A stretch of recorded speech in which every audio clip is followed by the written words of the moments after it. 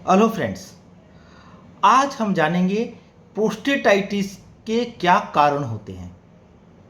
मैं doctor Mukesh Kumar Vijay, senior consultant urologist and andrologist in Kolkata. First of all, welcome to Urocare doctor Mukesh Kumar Vijay YouTube channel. आप prostatitis के बारे में जानते हैं। प्रोस्टेटाइटिस क्या होता है?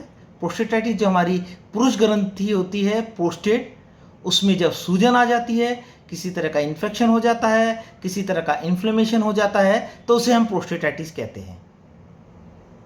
आज हम बात करेंगे कि प्रोस्टेटाइटिस होता क्यों है। उसके कुछ कारण हैं जिसकी वजह से प्रोस्टेटाइटिस होता है। उसमें से एक कारण होता है जब आपके जो प्रोस्टेट के अंदर जो सीमन कलेक्शन हो जाता है कंटिन्यू, अगर आप सेक्स रेगुलरली नहीं करते हैं, आप रेगुलरली मास्टरबेशन नहीं करते हैं और अपने सीमन को आप रेगुलरली बाहर नहीं निकालते हैं, तो ये सीमन प्रोस्टेट के अंदर कलेक्शन हो जाता है। उसकी वजह से एक प्रोस्टेट में इन्फ्लेमेशन हो जाता है और जिससे एक प्रोस्टेटाइटिस डेवलप होती है। 2 नंबर पे होता है ये प्रोस्टेट ग्लैंड में जब आपका यूरिन इनफ्लो हो जाता है, यूरिन पेशाब जब बाहर निकलता है तो कुछ यूरिन अगर प्रोस्टेट ग्लैंड में एंटर कर जाता है, उसकी वजह से भी प्रोस्टेट में इन्फ्लेमेशन होकर प्रोस्टेट में सूजन हो जाती है, प्रोस्टेटाइटिस डेवलप हो जाती है। ये यूरिन आपका नॉर्मली जब आप यूरिन पास करते हैं तो उसके अंदर ये प्रोस्टेट ग्लैंड में एंटर नहीं करता है, पर ये किन कंडीशन में एंटर करता है? जब आप सेक्स करते हैं, तो सेक्स करने के बाद जो इजैकुलेशन करते हैं उसके तुरंत बाद में अगर आप यूरिन पास करने के लिए जाते हैं तो उस समय प्रोस्टेट की ग्लैंड्स वगैरह ओपन रह जाती हैं, क्योंकि उन्होंने जस्ट अभी इजैकुलेशन किया है। तो उसकी वजह से कुछ यूरिन इन प्रोस्टेट डक्ट्स में से होकर प्रोस्टेट में पहुंच जाता है, जिससे कि प्रोस्टेटाइटिस डेवलप हो सकती है।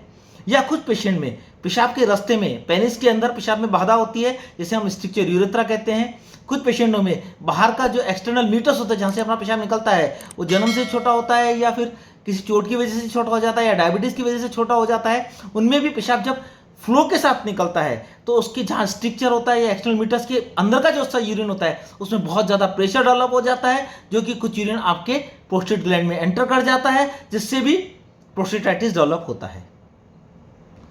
उसके अलावा कुछ पेशेंट में इम्यून कारण भी होता है। कुछ पेशेंट में ऑटो इम्यून स्टेरॉइड डेवलप हो जाता है कि प्रोस्टेट के खिलाफ ऑटो इम्यूनिटी डेवलप हो जाती है, जिससे कि एक क्रोनिक प्रोस्टेटाइटिस इन्फ्लेमेशन डेवलप हो जाता है।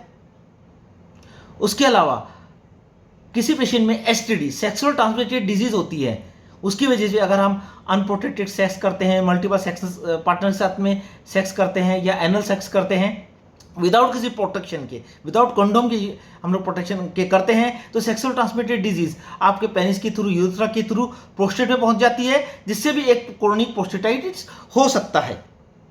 कुछ पेशेंट में प्रीवियस कोई सर्जरी हुई है या कोई बायोप्सी हुई है या प्रोस्टेट एरिया में कोई इंजरी हो जाती है, जैसे कि बहुत लॉन्ग टाइम पर हम बैठे रहते हैं या बहुत लॉन्ग टाइम तक हम बाइक चलाते हैं, उससे भी एक पेरिनियम जो हिस्सा होता है जहाँ की प्रोस्टेट ग्लैंड रहती है, जो कि पेरिनियम हिस्सा क्या होता है, ये हमारा जो मलद्वार होता है उसके आगे का हिस्सा और हमारे अंडकोश के पीछे के बीच का हिस्से को पेरिनियम कहते हैं, वहीं पे प्रोस्टेट ग्लैंड रहती है। अगर हम कंटिन्यू लॉन्ग ड्राइव करते हैं बाइक के साथ में, तो उसके ऊपर प्रेशर पड़ने से और कभी कभी तो स्लाइट इंजरी की वजह से भी प्रोस्टेटाइटिस डेवलप होता है।